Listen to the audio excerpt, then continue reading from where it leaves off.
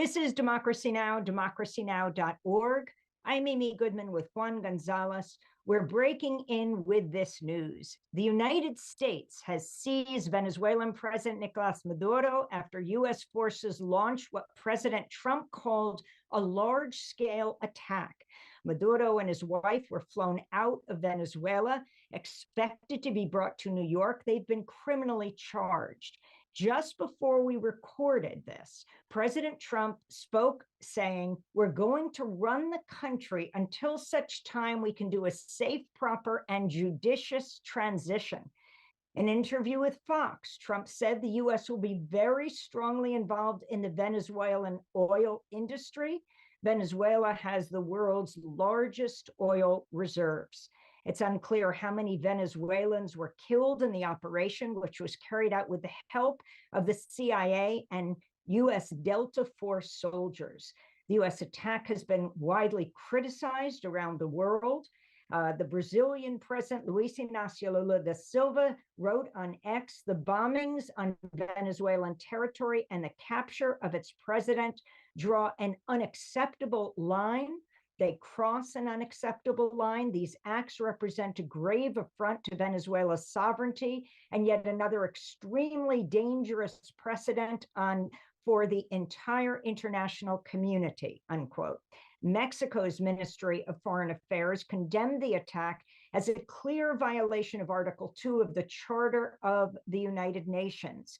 Congressmember Greg Casar, chair of the Congressional Progressive Caucus, wrote, "Trump has no right to take us to war with Venezuela. This is reckless and illegal. Congress should vote immediately on a war powers resolution to stop him," Congressmember Casar said.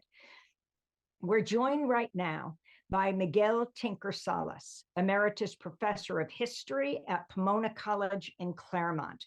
He is the author of The Enduring Legacy, Oil, Culture, and Society in Venezuela, as well as Venezuela, What Everyone Needs to Know. We're also joined on the ground in Caracas by Andreína Chávez, reporter there. Her piece earlier this week for Drop Site News, War of the Entire People. But before we go to our guests, Juan Gonzalez, you were there in Panama. It was 35 years ago today that Manuel Noriega was seized by U.S. forces and brought to the United States. And it's a month after President Trump pardoned a man who was convicted in this country of narco trafficking, the former president of Honduras, Juan Orlando Hernandez. Your thoughts?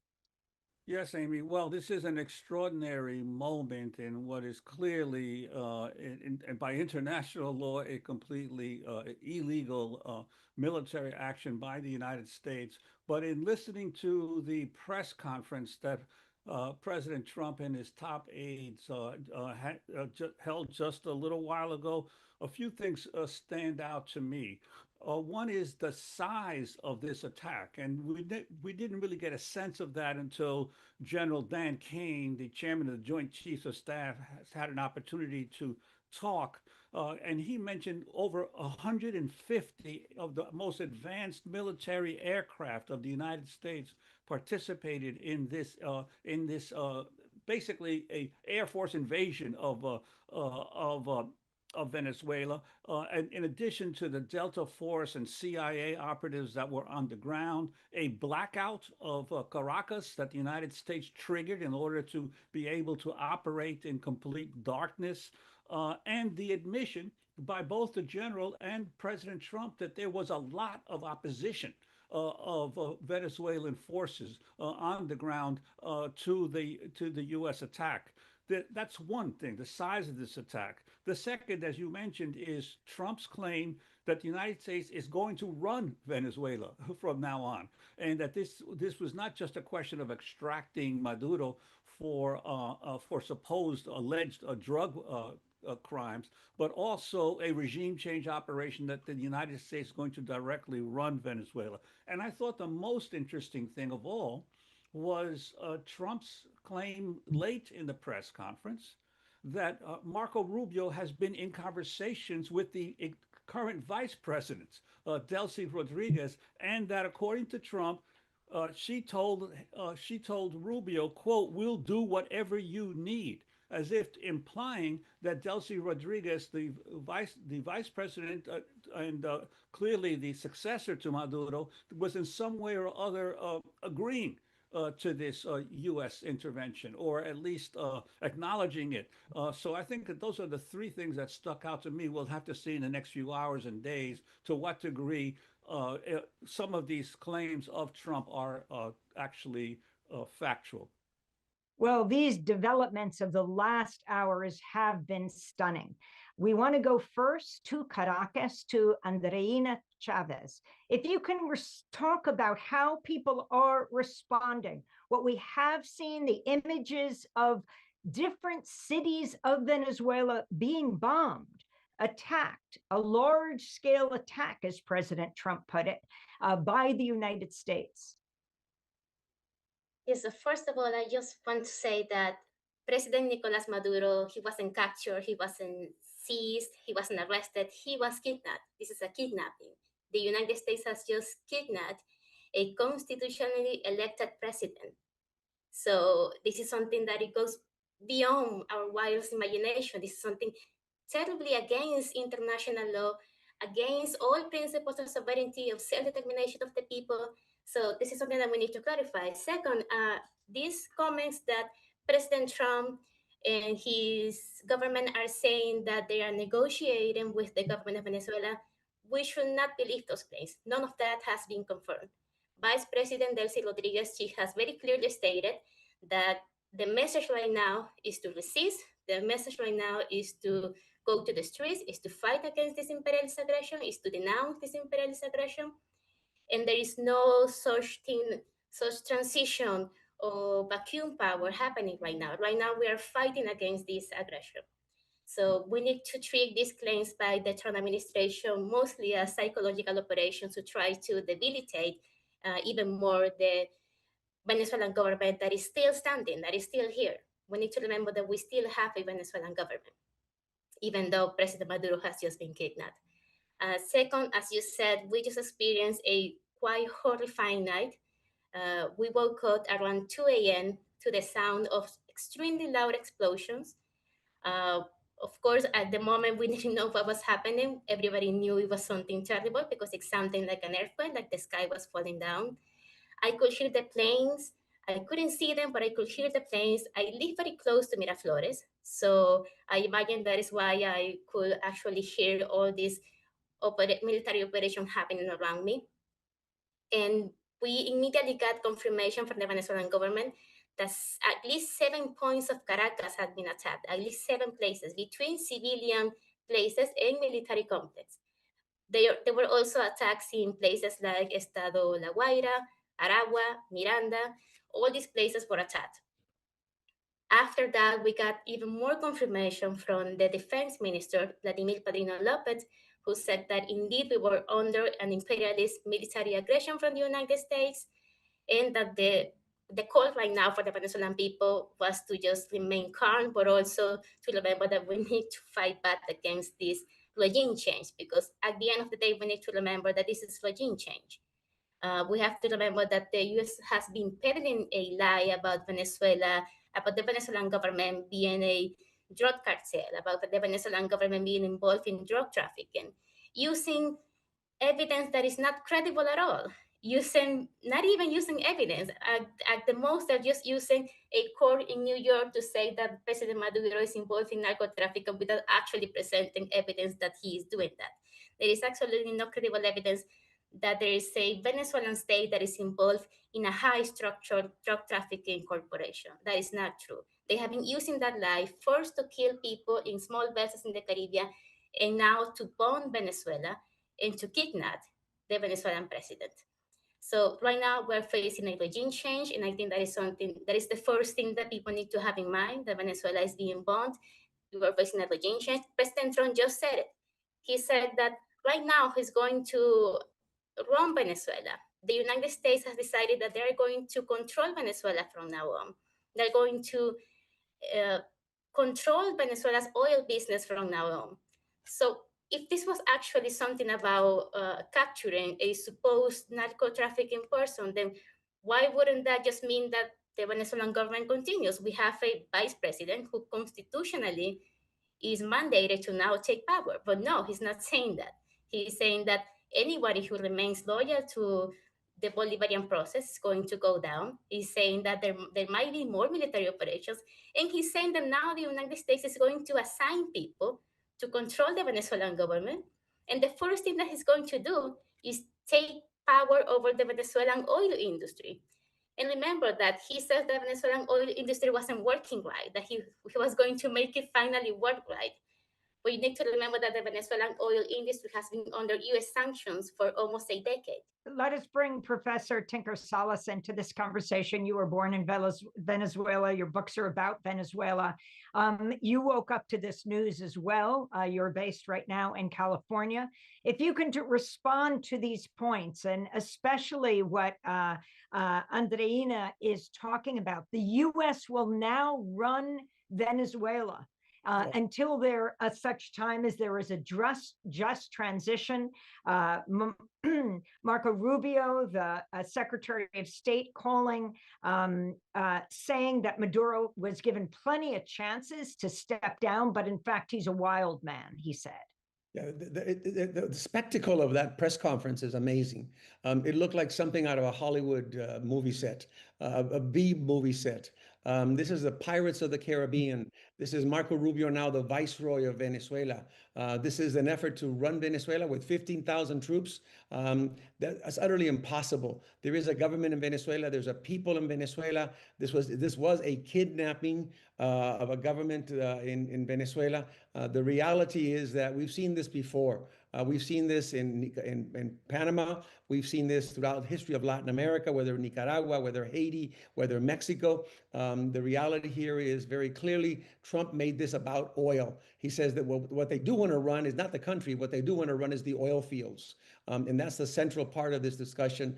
I think we need to keep an eye on that ball. And I think that the other part of this is it's clearly a message internally for U.S. politics with a view towards midterm elections. The U.S. can impose its will. We saw that clearly in the national security strategy documents that were revealed a couple of weeks ago, where the U.S. will control the Western Hemisphere. The U.S. will impose its will. The message is clear for Mexico. The message is clear for Brazil. The message is clear for everywhere in Latin America. What we've seen here is an effort at regime change. And we heard this before. We heard this in Iraq when Bush said that the oil production in Iraq will pay for the intervention. Well, that didn't happen in Iraq, and it won't happen in Venezuela. This is about regime change. This is about establishing U.S. dominance. This is about the U.S. regaining control and excluding China and Russia. And imagine what Putin must be thinking, or Xi Jinping, about zones of influence. Well, if the U.S. can exert its role in the Caribbean, well, why shouldn't Russia exert its role in Ukraine? Why shouldn't China exert its role in Taiwan? The dimensions of this are incredible, and I think this is an unreal act at a time where the countries of Latin America now will be threatened. And Miguel, I wanted to ask you, repeatedly during the press conference, President Trump talked about, and he has said so now for weeks, that Venezuela stole our oil, stole the U.S. oil, and that the United States is getting it back. Could you talk about some of this history of because this is a complete fabrication of what the historical record. The main nationalization of Venezuelan oil occurred not under Maduro, not under Chavez or any of the Bolivarian revolution, socialist revolution, but occurred in 1976 under Carlos Andrés Pérez, and it was only Chavez that then further move forward on the nationalization. Could you talk about that history and how this is a complete misrepresentation of what has happened with Venezuela? Venezuela knew the existence of oil before the Europeans or the Americans arrived. The very first oil industry was 1870s in the Alquitrana in the state of Táchira, where Venezuelans ran their own oil operation. They exploited it, they developed it. Having no infrastructure, they really couldn't promote it. And the lack of internal combustion engines meant that they couldn't really develop it. Oil that was discovered profusely in 1922 in Cabimas, in La Rosa, It was run by, at that time, British and Dutch companies. Venezuela eventually nationalized its oil industry in 1975, taking effect in 1976. It was controlled by Venezuelans. It was run by Venezuelans, and it was fully compensated. The American companies and the Dutch companies and the American companies and the British were fully compensated, much above and beyond what they had already extracted out of the ground in huge amounts of profits. For Exxon Mobil, for example, Standard Oil Company of New Jersey, Creole Petroleum was its most profitable subsidiary. It maintained that entire operation of Standard Oil, which is today Exxon Mobil. What Chavez did in 2006 and 7 was to close the back door that was left open in Article 5 of the reform for nationalization in 1976, which had allowed other existing oil companies to proceed in Venezuela as partners and operating with PDVSA. He imposed on those companies the joint ventures, but they had to include PDVSA, which is the Venezuelan Petroleum Corporation. So Trump is utterly wrong, utterly lying when he says that the oil companies were stolen from the Americans. They were fully compensated. They had received compensation over and over and over, in addition to what they had extracted in profits out of Venezuela previously. But we go back to the old Juan Pablo Pérez Alfonso, the minister of the petroleum in Venezuela in the 1960s, that said oil is the excrement of the devil. And once again, Trump has proven that. Andreína, I can see that you've been nodding your head from Caracas.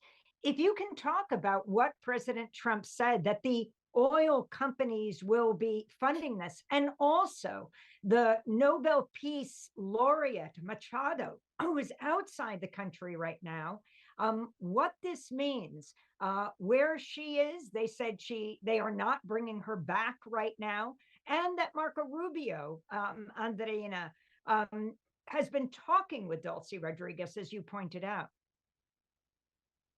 Yes, so there's this claim that Marco Rubio has been talking with Delcy Rodriguez, and as I said before, we don't have actual confirmation that that is happening. They have also claimed that they were negotiating with President Maduro. They have made a lot of claims, and we know now those are not true. If there was any kind of negotiation with President Maduro, then they wouldn't have kidnapped him in the middle of the night while bombing the entire country. So we know that the United States government lies, either because they want to create this psychological operation against the people, or because it is convenient for them to lie so people don't actually figure out what it is that they're doing. So there's no confirmation that there's any kind of negotiation happening, either with Delcy Rodriguez, who's the vice president, or other key figures in the government. All we know right now is that the government figures that are still standing, they are calling the people to resist and to go to the streets and to fight back against this regime change operation. And of course, there are also, I just came from near Miraflores. I was in a protest. People were there taking turns to speak on the microphone, and every single person was saying, we are not giving up. We are not giving up. We are going to demand that President Maduro is brought back. We're going to demand that we have proof of life of President Maduro and his wife, Silvia Flores. So people are not just waiting to see what plans the United States has for Venezuela. People are actually fighting against it and denouncing very publicly in the streets, saying this is not acceptable. We do not accept this because we elected a president, and the United States doesn't have any kind of authority to decide that Maduro has to be kidnapped, and that now they're going to appoint some kind of junta like the dictatorships from the past to now run Venezuela. When it comes to Maria Corina Machado, we don't really, they have been very careful not to mention her. And I think that that proves that in a lot of ways, they were actually sort of inflating her figure, trying to pose her as this kind of natural opposition figure who needed to take power in Venezuela eventually, but I don't think they were actually that committed to Maria Corina Machado, because ultimately they don't care. They just care about whoever, even if it's just a bunch of Venezuelans living in the United States, running the country. They don't care if it's Maria Corina Machado. They just care that it's someone that is friendly to U.S. interests. So Maria Corina Machado might as well not be that involved in the whole equation, or she might be in the future. As we all know, Maria Corina Machado has been very vocal about wanting the United States to invade Venezuela, to attack Venezuela. She has been very vocal about being available to run Venezuela herself and treat Venezuela as some kind of, and she said it herself, she has, this is her actual word. She said that Venezuela is a sexy woman and she's ready to just give this sexy woman to the world, meaning that she is willing to open up Venezuela's oil industry, oil resource, all our natural resources to US corporations.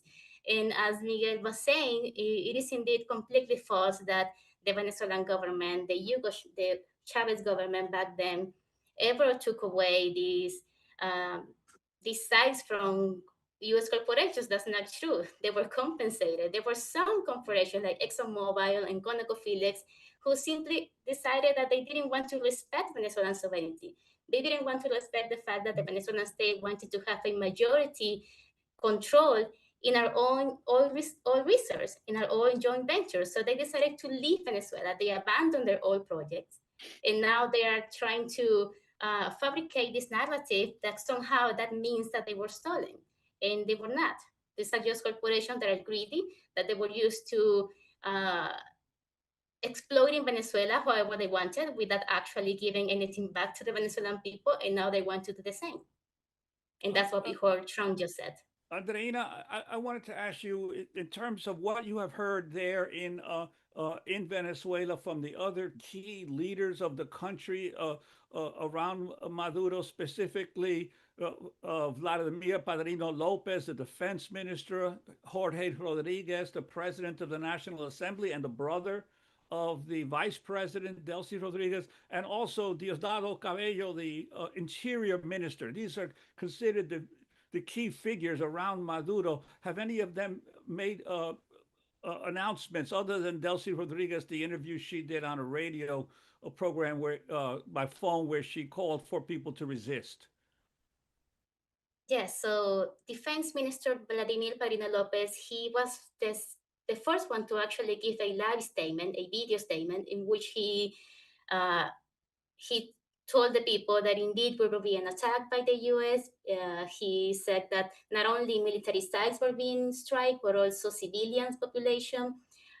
He said that the army was ready to fight back, that they were mobilized, that they were outside, that they were taking charge, that they were monitoring the entire country.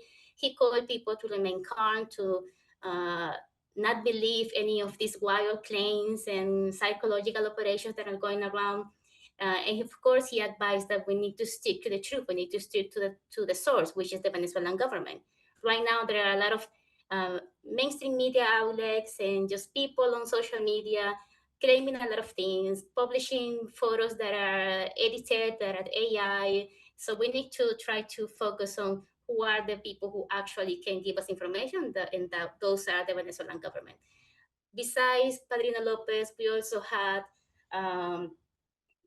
Diosdado Cabello. He was on the streets from the moment this started happening. Diosdado Cabello and his group of people, they went to the streets, and he gave a declaration from the streets telling to people that indeed we just were victims of this horrifying attack. And he asked people to trust the Venezuelan government. He said, trust your authorities, trust your leaders. We're in this, we're handling the situation. We know this is terrible, we know this is bad, but we're going to fight back. So these key figures in the Venezuelan government, they have stated very clearly that they are not giving up. There is no chance that they are actually negotiating anything with the US government. They are on the streets, they are fighting back, and they are advising people to do the same. Juan, I'm wondering if you can talk about this. Was not limited to a discussion about Venezuela, Trump's news conference. They also talked about Cuba. If you could summarize, as well as Miguel Tinker Salas, about what exactly President Trump is saying, what his designs are. Well, I think it's very clear. We saw that in the national security document earlier on.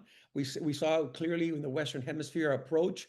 That is, the U.S. wants to reimpose itself. It talked about a new Monroe Doctrine. To me, it's more like the big stick diplomacy, which is the U.S. will replace whatever government it wants to in the region whenever it wants to. The message is clear to any progressive forces in Latin America. The message is clear to Brazil. The message is clear to Mexico and Claudia Sheinbaum. The message is clear to Cuba that it will be in the crosshairs next. This is about reimposing U.S. military and economic dominance in Latin America, starting in the Caribbean, starting with Venezuela. But the message is very clearly sent to Cuba, to Mexico, to Nicaragua, to any progressive government. And it's also a message of support for the conservative right-wing governments of the region. It's a support for the president of Chile. It's support for the president of Ecuador, for El Salvador, for the president of Argentina. When Trump talked about the presidents that he has endorsed have won. So what he's trying to create is a new coalition of the willing, or in this case of the countries of Latin America that have gone to the right, and impose the U.S. will, but underscoring again national hegemony of the international hegemony of the U.S., economic supremacy, being able to extract all its minerals for the region, talking about oil. So dominating oil is central to what Trump is talking about. And he very clearly, as you pointed out, threw Maria Corina Machado under the bus, saying she doesn't have the support, she will not govern, they will govern. So she was being manipulated the same way that Venezuela is being manipulated right now. Yeah, and Amy, I think one quote from the Trump's press conference summed it up for me pretty concisely. He said at one point, and I'm quoting his words, "American dominance in the Western Hemisphere will never be doubted again." This reminds me of the infamous George Bush proclamation, mission accomplished, in the invasion of Iraq. It's very easy for the U.S. military to invade or intervene in a country. It is a lot harder to actually force people to do, masses of people, millions of people, to do what you want.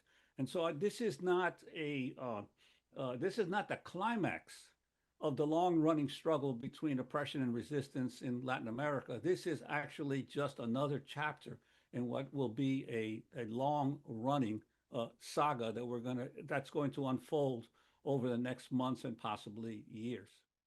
And Juan, before we wrap up, you were in Panama as a reporter 35 years ago. It was 35 years ago today, January 3rd, that the U.S.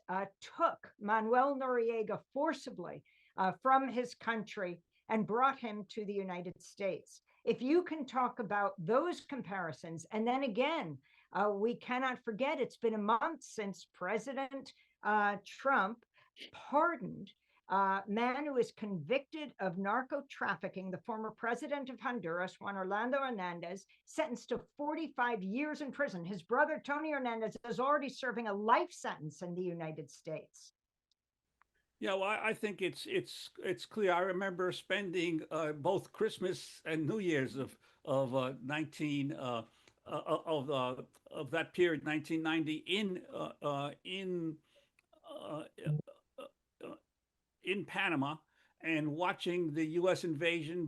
There was a difference there in that the U.S. was already in Panama. It had military bases in the Panama Canal Zone. So the invasion was really was a lot easier for the United States to accomplish then. Here we've seen the buildup now for months of military forces in the Caribbean, and all of the attacks on boats and the blockades before, and the ordering of all aircraft not to fly into Venezuela. So this was a much bigger buildup. Venezuela is a far larger country. The people of Venezuela are much more politically conscious and organized than were the people of Panama.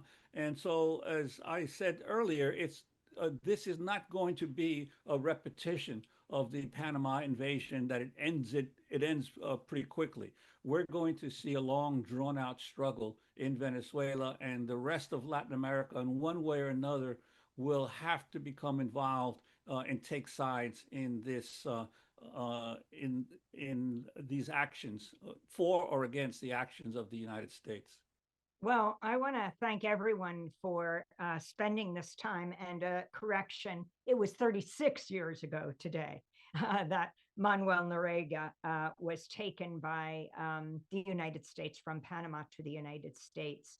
I want to thank all our guests for being with us. Miguel Tinker Salas, Emeritus Professor of History at Pomona College in Claremont, California, author of The Enduring Legacy, Oil, Culture, and Society in Venezuela, and Venezuela, What Everyone Needs to Know. And from the streets of, or in Caracas, just from the streets of Caracas, Venezuela, Andreína Chávez, reporter who just came from the streets, who just recently wrote a piece for Drop Site News.